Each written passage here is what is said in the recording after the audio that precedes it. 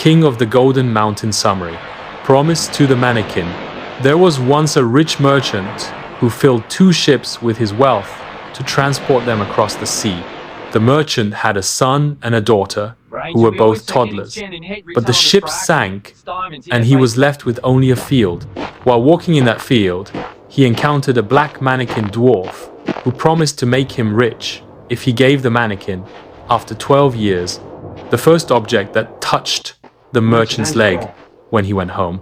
The merchant consented, believing that his dog would just irritate his leg. However, when he returned home, his son brushed against his leg. He was momentarily upset, but believed the mannequin was making a fool of him. However, he climbed to the attic and discovered money. After the 12 years were over, the merchant grew sorrowful. His kid heard the story and informed him that the mannequin did not influence him. After being blessed by a priest, the son went to fight with the mannequin. After arguing with the mannequin for a while, the mannequin consented to put the boy in a boat and push him into the water, the Golden Mountain. Over time, the boat floated to another magical shore. He found a golden castle on the shore. He was welcomed by a snake who was actually a princess. She assured him that she would be liberated if he let 12 black men beat him for 3 nights without uttering a word. He accepted and accomplished it, and she married him, crowning him king of the Golden Mountain and eventually bearing him a son. After a while, the king wished to visit his parents. His wife feared it would bring evil, but she gave him a ring that would transport him to his parents and back again, warning him he must not ask her to accompany him. She said that if he caused her to leave the mountain, terrible misfortune would befall them. He agreed and left, but to enter the town, he had to exchange his rich and splendid attire for that of a shepherd, meeting his parents. Once inside, he had to convince his parents that he was their son, and then he couldn't convince them that he was a king.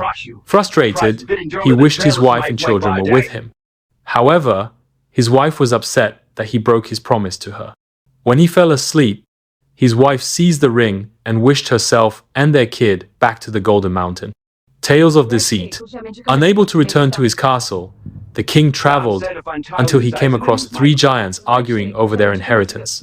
A sword that, if commanded, would strike off all heads save the owners, an invisibility cloak, and boots that could transport the wearer anywhere.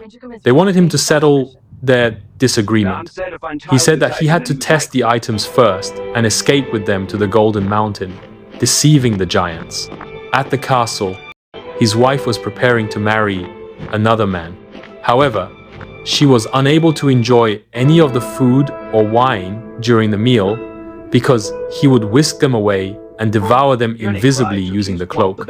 As the queen retreated to her bedroom, the king appeared and rebuked her betrayal.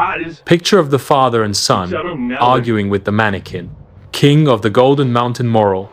This story teaches us that deceit will always lead to terrible outcomes. The boy, at first, tried to deceive the mannequin, but he had to lose his home and was pushed onto a boat. Then, he broke his promise to his wife and was left stranded. Then he deceived the giants and found his wife marrying another man and was ultimately left alone. The second moral of the story is that greed in unchecked quantities will not be fulfilling. The protagonist deeply desired to be king, but eliminated everyone on his quest. Therefore, his title was meaningless. Note to parents. This story has many fantastical elements, but may be a little disjointed for children. Hence, this story should be explained to them in portions. While it does not have any clean takeaways or a clear good-evil arc, children will enjoy reading the story.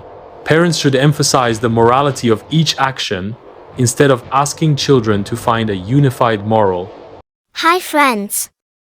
If you're enjoying our videos, don't forget to like, share, and subscribe to our channel, The Happy Rhymes TV.